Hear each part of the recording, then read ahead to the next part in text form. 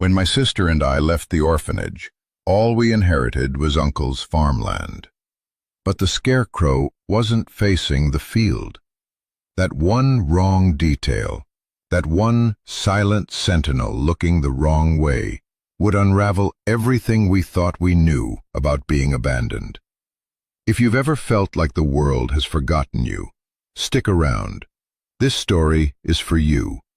And if you feel a connection to what we're doing here, telling the stories that often get left in the margins, consider subscribing. It means more than you know.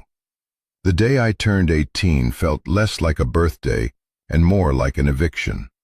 2 years I'd waited for it. 2 years of counting down the days since Maya had been placed with me at the St. Jude's Home for Children. 2 years of being her only real family after our Uncle Thomas had disappeared from our lives. The state called it abandonment.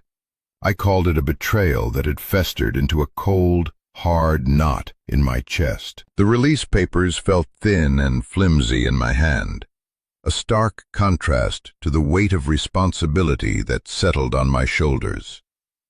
I was a legal adult, which meant I was legally in charge of a 14-year-old girl with eyes that held too much of our shared history. Maya stood beside me at the curb, clutching the handle of her worn suitcase, a single box of her things at her feet. She was trying to be brave, her chin held high, but I could see the tremor in her hands. St. Jude's was all she'd really known for the last 2 years, a place of rigid schedules and bland food, but it was, at the very least, a constant. Now we were stepping into nothing. "What now, Leo?" she asked, her voice small, almost carried away by the morning breeze that rustled the sycamore trees lining the institution's long driveway. I looked at the slip of paper Mr. Abernathy, the home's director, had given me. It was an address for a law firm downtown and a bus schedule. "We have an appointment," I said, trying to sound more confident than I felt. "About Uncle Thomas." Her expression softened at his name. Unlike me, she held on to a fragile, hopeful memory of him. She remembered the man who taught her how to skip stones and who smelled of sawdust and soil. I remembered the terse phone call, the strained voice telling us he just couldn't anymore. Then silence.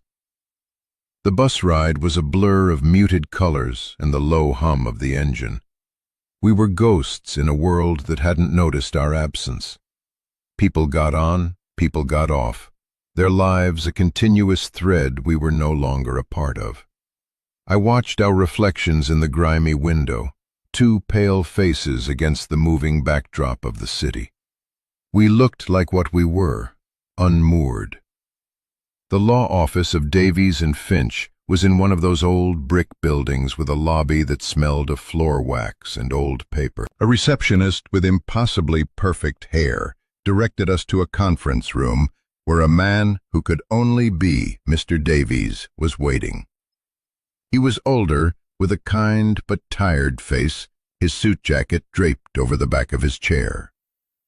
He shook our hands, his grip firm and dry. "Leo, Maya, I'm Gerald Davies. I was your uncle's attorney." The past tense hit me like a physical blow. I'd hoped that maybe this was about him coming back. "Was?" I asked, my voice cracking slightly.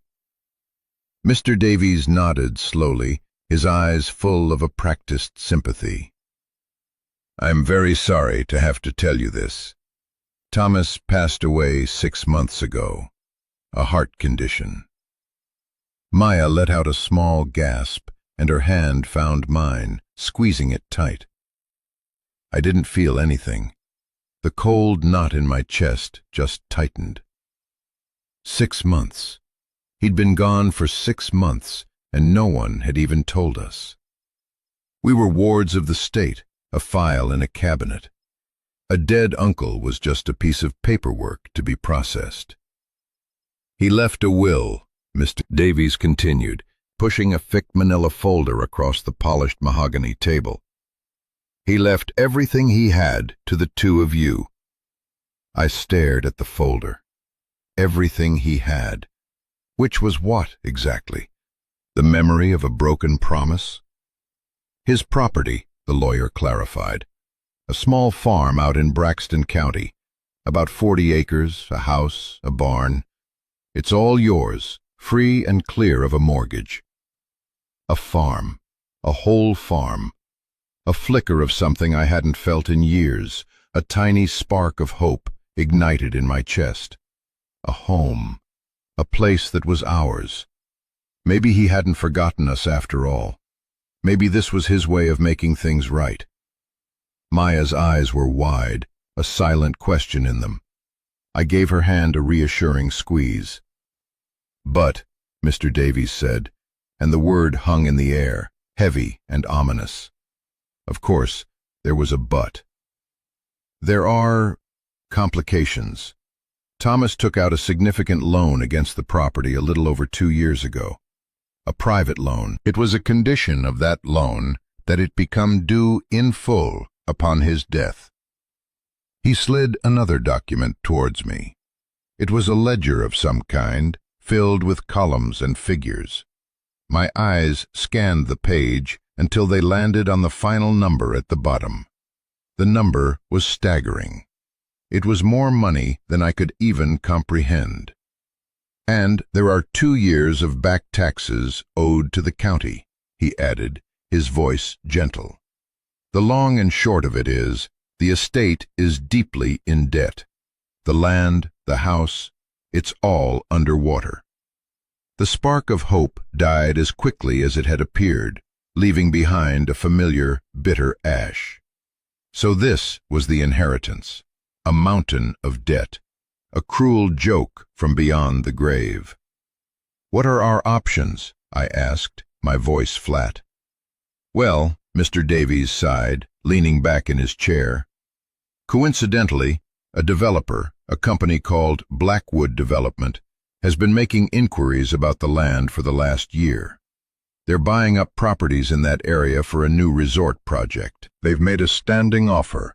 He named a figure. It was just enough to cover the loan and the back taxes, with a little left over. A few $1,000s, enough for a deposit on a cheap apartment and maybe a month or 2 of groceries. Enough to start over with absolutely nothing. "It's not a great offer," the lawyer admitted. "Frankly, it's predatory. They know the estate is in a bind. But it's an offer. It would wipe the slate clean. You'd walk away with a small nest egg and no debt." I looked at Maya. A single tear was tracing a path down her cheek. She wasn't looking at the papers. She was looking at me, her expression a mixture of confusion and heartbreak. She had allowed herself to hope, and I had let her. The weight on my shoulders felt heavier than ever. "We have to go there," she whispered, her voice thick with emotion. "We have to see it, just once." I wanted to say no. I wanted to tell her there was nothing to see but a pile of debt and a final, crushing disappointment. I wanted to sign the papers, take the money, and find us a tiny, anonymous apartment where we could try to forget we ever had an uncle named Thomas. But I couldn't. I couldn't take that last piece of him away from her without at least letting her say goodbye to it. "Okay," I said, my voice hoarse. "Okay, May. We'll go see it." Mr. Davies nodded, a flicker of something unreadable in his eyes. Approval? Pity? I couldn't tell. He gave us a cashier's check for a small amount, an advance from the estate's meager cash reserves to cover travel and supplies. He gave us the keys, a set of 3 old iron keys on a simple metal ring. "The bus to Braxton leaves at 3, he said. "It's a long ride." He was right. It was a very long ride. Each mile took us further from the gray familiarity of the city and deeper into a landscape of rolling hills and dense forests. We watched the world change through the window, from concrete and steel to wood and stone. The further we went, the more the silence between us grew, filled with unspoken questions and the heavy weight of our uncle's final, confusing legacy. What kind of man leaves his family a home that isn't a home? What kind of man saddles the two kids he supposedly cared about with a debt that would crush them? The cold knot in my chest pulsed with a dull, angry ache. I didn't know what we would find at the end of this road, but I was certain it wouldn't be peace. It would be a final confirmation of what I'd believed for 2 years, that we were, and always had been, completely on our own. The bus let us off at a crossroads with a single blinking yellow light. The driver pointed down a gravel road that disappeared into a thicket of overgrown trees. "Davy's farm is about 2 miles down that way," he said, his voice gravelly. "Can't miss it. Only place on this road for another 5 miles. He closed the doors with a pneumatic hiss, and the bus rumbled away, leaving us in a cloud of dust and an unnerving silence. The air here was different. It was thick with the smell of damp earth, pine needles, and something else, something wild and clean. It was the kind of air that filled your lungs and made you feel small. We started walking, our suitcases bumping against our legs. The gravel crunched under our feet, the only sound besides the chirping of unseen birds and the rustle of wind in the canopy above. It felt like we were walking into the past, into a place that time had forgotten. After what felt like an eternity, the trees opened up, and we saw it. The property was nestled in a small valley, a swatch of cleared land surrounded by a dark sea of forest. The fields were fallow, choked with weeds and wildflowers that swayed in the breeze. A 2-story farmhouse stood in the center, its white paint peeling, its windows like vacant eyes. A large graying barn sagged slightly to one side, its doors hanging ajar. It was a place of profound neglect, a portrait of surrender. And there, in the middle of the field closest to the house, was the scarecrow. It was a classic construction, a cross of weathered wood, dressed in a faded flannel shirt and a pair of tattered overalls. A burlap sack served as its head, with 2 black buttons for eyes and a stitched-on, down-turned mouth. But it wasn't looking out over the field, guarding the non-existent crops from crows. It was turned completely around, its button eyes fixed squarely on the front porch of the house. It was a small detail, a strange and unsettling one. Why would anyone build a scarecrow to watch their own home? "It's weird," Maya said, her voice a hushed whisper, as if she were afraid to disturb the quiet. "He's looking the wrong way." I just nodded, a strange chill creeping up my spine, despite the warmth of the afternoon sun.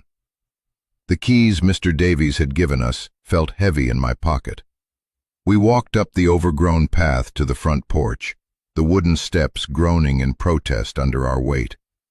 The largest key fit the lock. With a rusty screech, the door swung inward, opening into a world of dust and shadows. The air inside was stale, thick with the scent of decay and disuse. A fine layer of gray dust covered everything, the furniture shrouded in white sheets, the framed pictures on the walls, the floorboards that creaked with every step. It was like walking into a photograph. A life paused. There was a worn armchair by the fireplace, a stack of books on the side table next to it. In the kitchen, a single mug sat in the drying rack by the sink. It was all so normal, so mundane, yet it felt profoundly wrong. This wasn't the home of a man who had simply walked away. This was the home of a man who had expected to come back.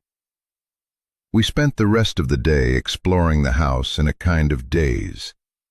We pulled the sheets off the furniture, revealing sturdy, simple pieces made of dark wood. We opened closets filled with clothes that still smelled faintly of our uncle. In what would have been our parents' old room, Maya found a small wooden box filled with her mother's costume jewelry. In a drawer in the study, I found old report cards of mine that he had kept, A's and B's in subjects I could barely remember. Every discovery was a fresh wave of confusion. These weren't the actions of a man who didn't care. These were the actions of a man who was holding on to memories, preserving a life. So why had he left us? Why had he burdened us with this impossible debt? As evening approached, the house grew colder. The setting sun cast long, distorted shadows across the rooms, making the familiar shapes of furniture seem strange and menacing. We made a simple meal of the sandwiches and apples we'd brought with us, eating in silence at the dusty kitchen table. The silence was broken by the ringing of my phone, a cheap burner I'd bought with some of the money from Mr. Davies. The number was unfamiliar. I answered, and a brisk, professional voice greeted me. "Am I speaking with Leo Vance?" "Yes," I said. "This is Mark Colton from Blackwood Development. Our legal team informed us that you are the new executor of the Thomas Vance estate. I'm calling to follow up on our offer for the property." His voice was smooth, slick with a practiced charm that set my teeth on edge. "We're prepared to close quickly. We can have the money wired and the debt settled by the end of the week. It's a clean break for you and your sister, a chance to start fresh." "We're still considering it," I said, my voice tighter than I intended. "There's no need to consider," he pressed, his tone hardening slightly. "It's the only sensible option. That property is a liability. The debt is accruing interest daily. The county will put a lien on it for the back taxes within a month. Our offer is the only thing standing between you and absolute ruin. I'll send the paperwork to your lawyer in the morning. I expect you'll make the smart choice." He hung up before I could reply. The call left a sour taste in my mouth. It was the pushiness, the assumption that we were desperate and stupid. He was probably right about the desperation, but something about his certainty felt wrong. It felt like he was trying to scare me into a decision. That night, neither of us could sleep. We laid out our sleeping bags on the floor of the living room, the unfamiliar creaks and groans of the old house echoing around us. Every gust of wind sounded like a footstep. Every shadow seemed to move. Maya was quiet, but I knew she was awake. I could hear the soft sound of her breathing, the occasional sniffle she tried to hide. Sometime after midnight, I got up. I couldn't stand being inside anymore. I needed air. I walked out onto the front porch, the cool night air a relief on my skin. The moon was nearly full, casting a pale, ethereal light over the entire valley. The fields shimmered, and the old barn looked like a sleeping giant. And in the middle of it all stood the scarecrow, its silhouette a dark, lonely figure against the silvered landscape. It was still watching the house. I couldn't shake the feeling that it was important. It was the one thing that made no sense, the one detail that felt intentional. Uncle Thomas had been a farmer. He was a practical man. He wouldn't have made a scarecrow for no reason, and he certainly wouldn't have pointed it the wrong way by accident. It wasn't a mistake. It was a message. My heart started to beat a little faster.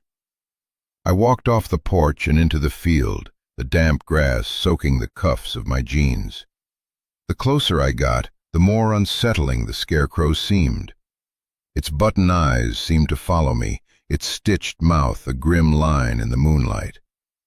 I reached its post, a thick, weathered piece of cedar driven deep into the earth.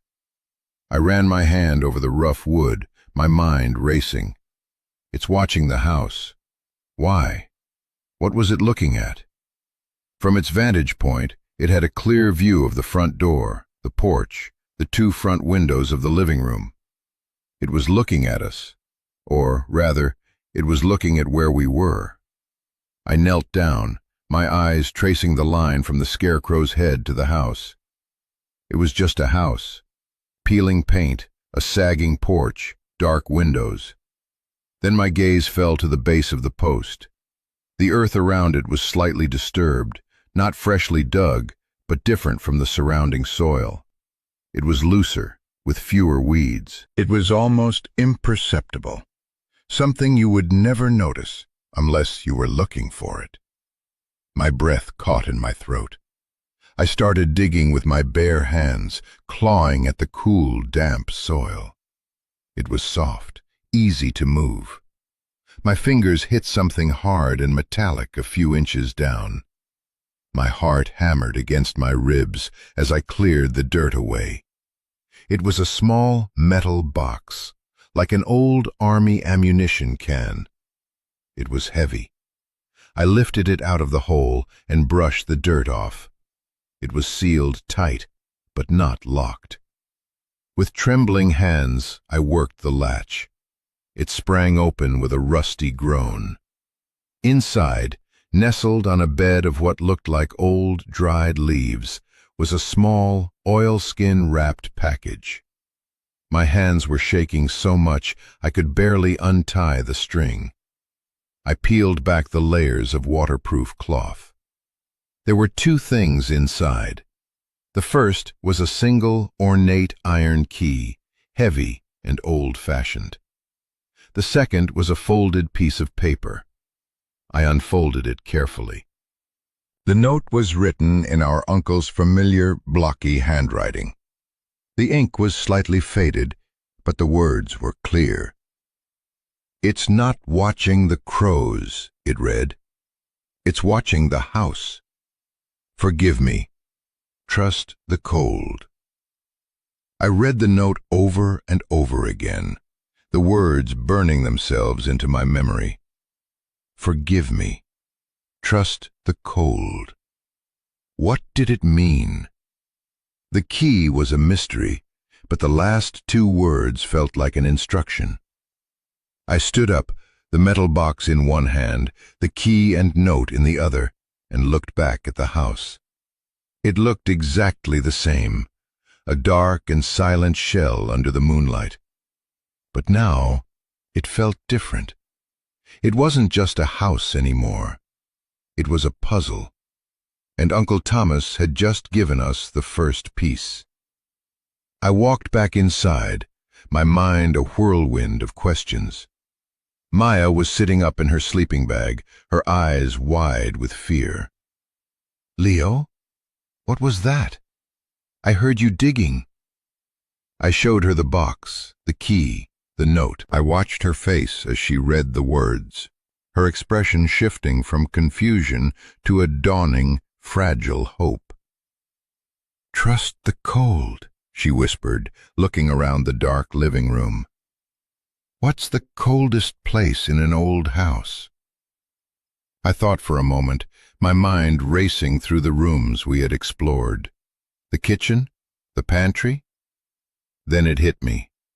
In the back of the pantry, I had seen a heavy wooden door set into the floor, with a thick iron ring for a handle. A root cellar. The coldest place in the house. We found a lantern in the kitchen, an old kerosene one. It took me a few tries, but I managed to get it lit, its warm, flickering glow pushing back the oppressive darkness. We went to the pantry. The trapdoor was heavy, but together we managed to lift it, revealing a set of steep stone steps leading down into absolute blackness. The air that rose up to meet us was frigid and smelled of damp earth and stone. It was the kind of cold that felt ancient. "Trust the cold," Maya said again, her voice barely a whisper. She was scared, but she didn't hesitate. She took the lantern from my hand and started down the steps. I followed close behind, the iron key clutched in my fist. The cellar was small, with stone walls and a hard-packed dirt floor. Shelves lined one wall, empty except for a few dusty, shattered jars. The air was still and freezing. We swept the lantern light across the room, looking for anything out of place. A lock, a box, a hidden door. But there was nothing, just stone and dirt. I felt a wave of disappointment wash over me. Maybe I had been wrong. Maybe this was just another dead end. "Leo, look," Maya said, pointing the lantern at the far wall. "The stones." I looked closer. Most of the wall was made of large, rough-hewn field stones, fitted together with old mortar. But in one section, near the floor, the stones were different. They were smaller, smoother, and the mortar around them was a slightly different color, darker and newer. It was subtle, but it was there. I knelt down and ran my hand over the section. One of the stones felt loose. I pushed, and it shifted slightly. My heart leaped. I worked my fingers into the crack and pulled. The stone came free, revealing a dark, rectangular cavity behind it. I reached inside, my hand brushing against cold metal. I pulled it out. It was a lockbox, the kind you'd use for cash or important documents. And on the front of it was a keyhole that looked exactly right for the key I was holding. I slid the key into the lock. It turned with a satisfying metallic click. I lifted the lid. Inside there were two things. The first was a thick stack of $100 bills, bound with a rubber band. It was more cash than I had ever seen in my life. I didn't count it, but there had to be thousands of dollars there. The second was a thick, sealed envelope with my name and Maya's written on the front in our uncle's hand. My hands trembled as I picked it up. This was it. This was the answer. We climbed back out of the cellar, the lockbox clutched to my chest. We sat on the floor of the living room, the lantern casting dancing shadows on the walls, and I carefully broke the seal on the envelope. Inside was a letter, several pages long, filled with that same blocky handwriting. I took a deep breath and began to read it aloud. "My dearest Leo and Maya," it began. "If you are reading this, then I am gone, and you have found your way back here. I hope you found it in you to do that, despite everything. I know you must hate me, Leo. I know you think I abandoned you. I need you to understand that every single thing I have done for the past 2 years, every painful choice, was to protect you." The letter went on to explain. After our parents died, Uncle Thomas had taken us in without a second thought. But their death hadn't been a simple car accident, as we'd been told. They had stumbled onto something. Our father, a freelance journalist, had been investigating a series of illegal land grabs in the region, run by a ruthless local syndicate that worked in the shadows for big developers like Blackwood. They were using intimidation, threats, and fraudulent debt to force families off their ancestral land. Our parents got too close to the truth, and their accident was a warning to anyone else who might start asking questions. After they were gone, the syndicate came for our uncle. They knew our father had kept his research, his evidence, somewhere safe. They threatened him, and they threatened us. They wanted the farm, which had been in our family for generations, but more than that, they wanted whatever evidence our father had hidden. Uncle Thomas knew he couldn't protect us and fight them at the same time. So he made an impossible choice. He manufactured the story of his own financial collapse. The massive loan that Mr. Davies had told us about was a fiction, a paper trail he created with the help of Davies, who was a trusted old friend of our family, not just a lawyer. The debt was a shield.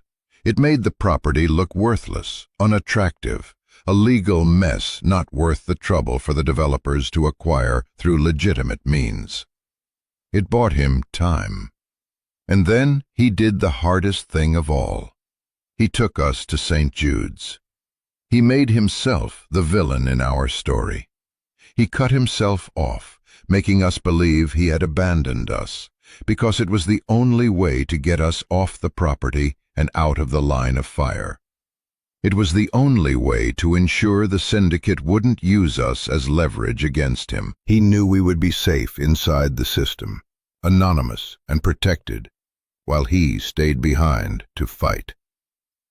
"I die a little every day, knowing what you must think of me," he wrote, and I could see a small, dark smudge on the page where a tear must have fallen.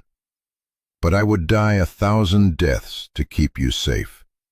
The money in this box is for you to start over. Take it, let the bank and the developers have the land, and disappear. Build a new life somewhere far away from here. Do not look back. This fight is not yours.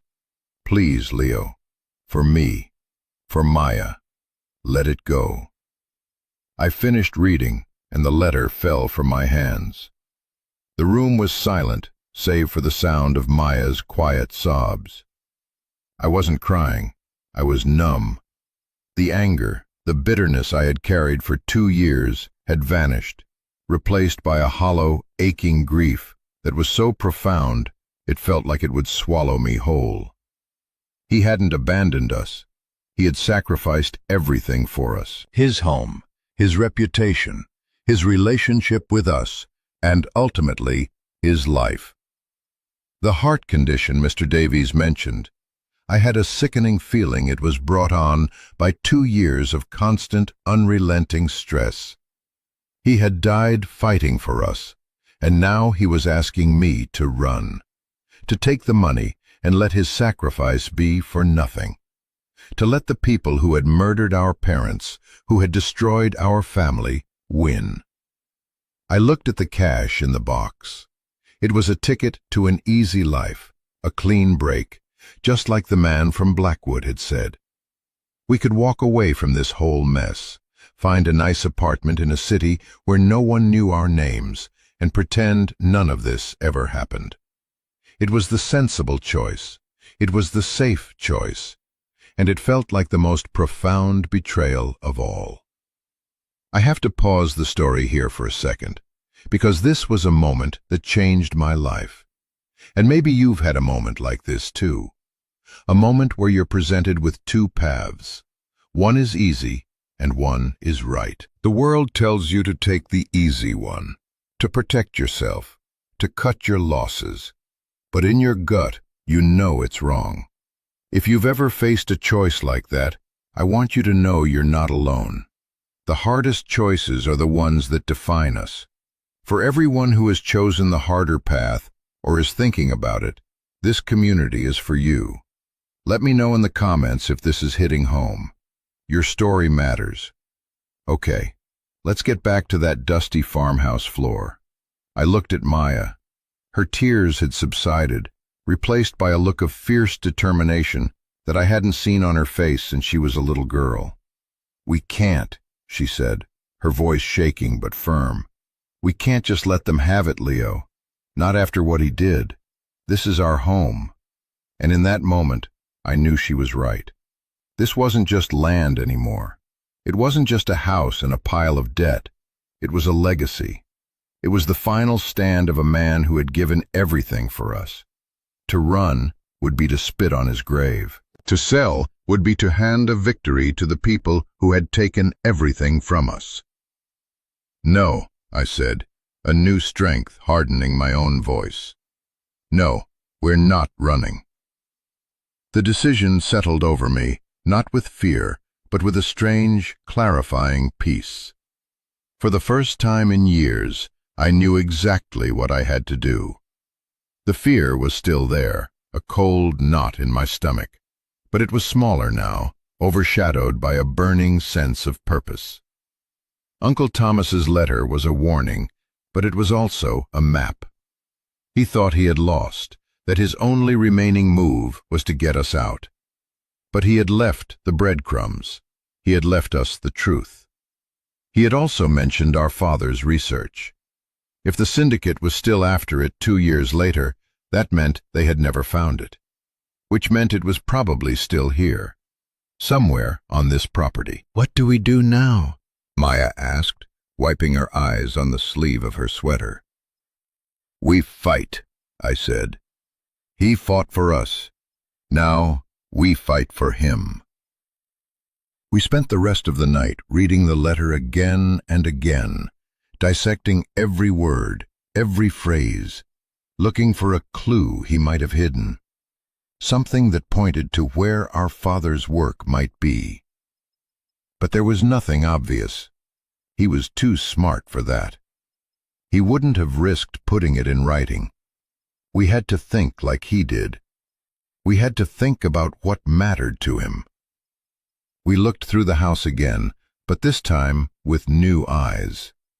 We weren't just looking at objects. We were looking for hiding places.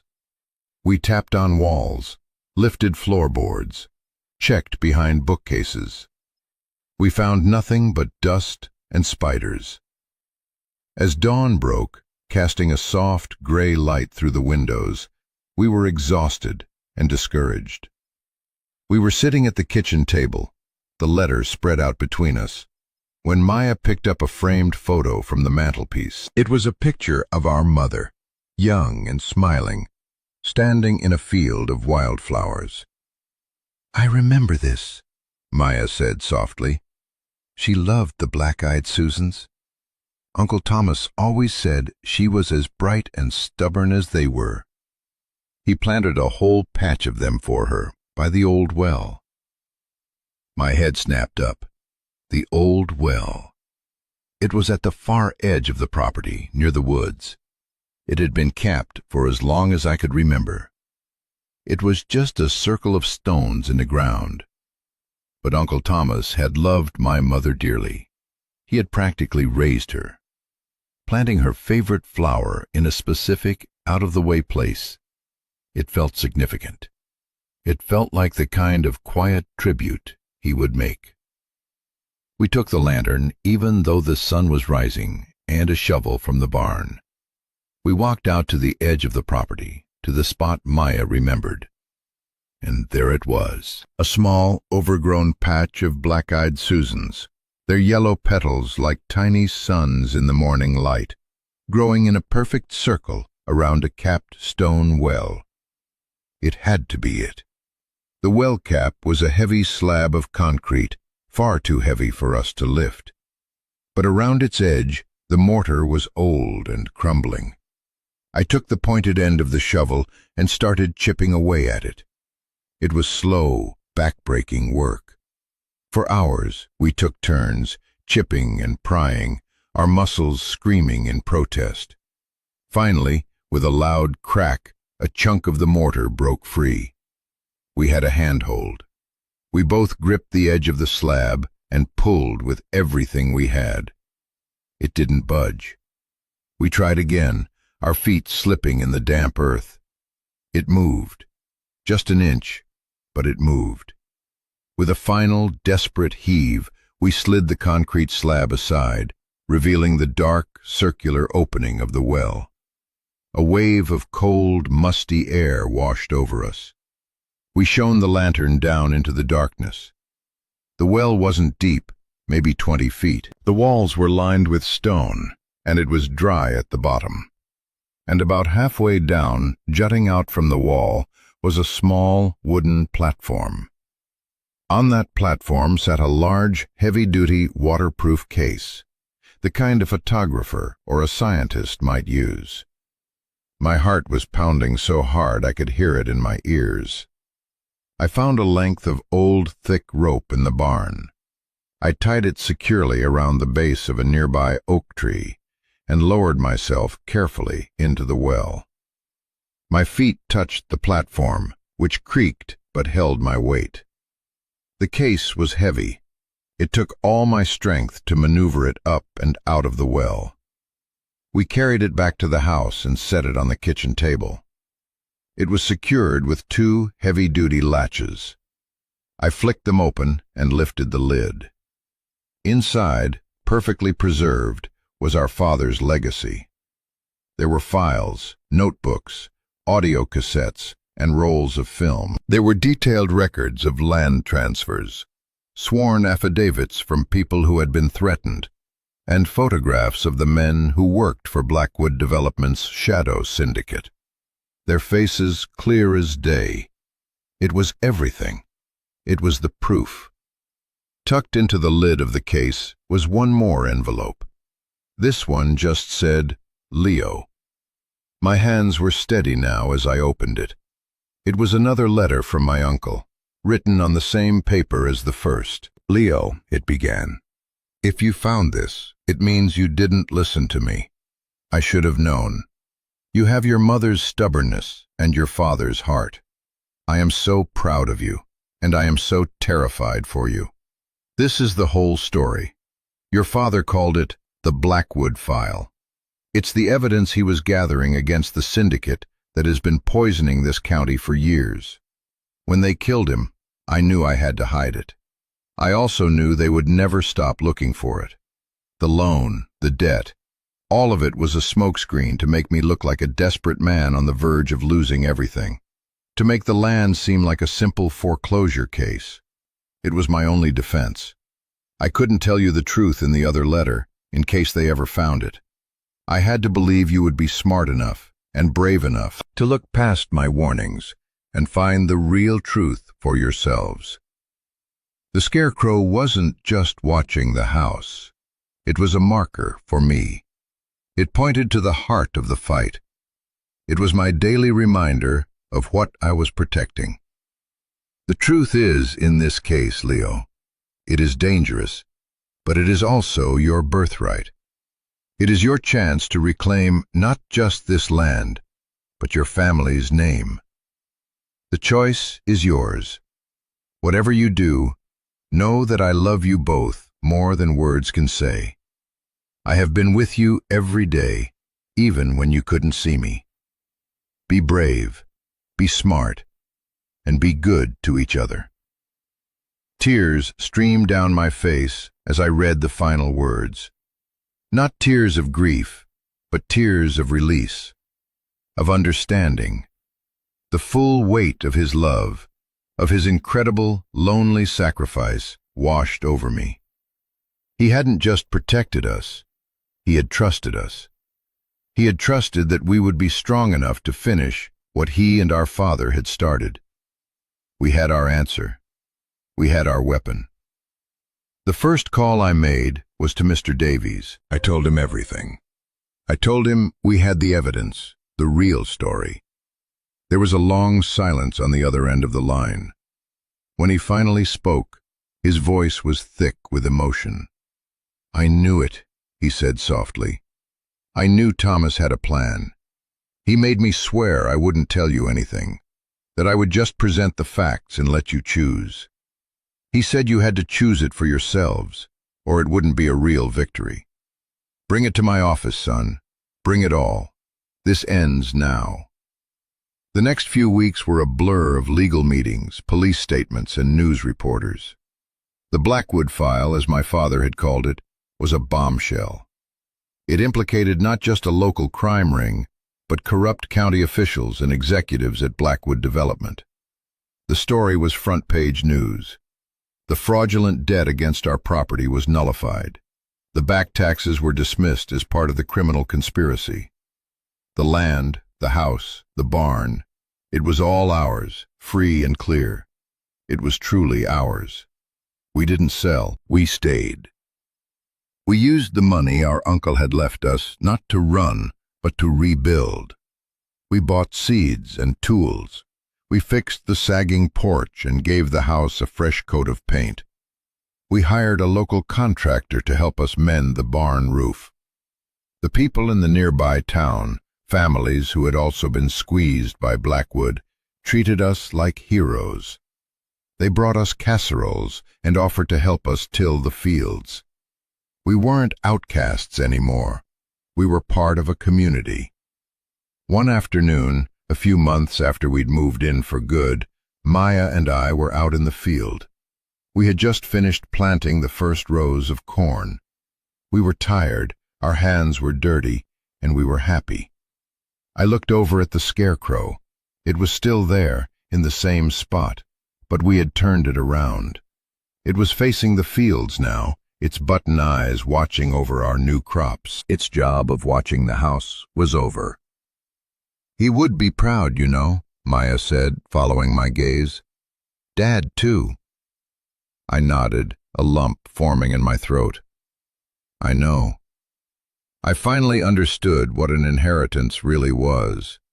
It isn't about money or property.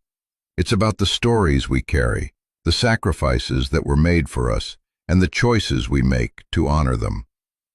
Our uncle hadn't left us a burden. He had left us a legacy of courage, a home built not just of wood and nails, but of a fierce, protective love. And he left us a choice, to be victims of our past or to be the architects of our future. We chose to build. We chose to grow.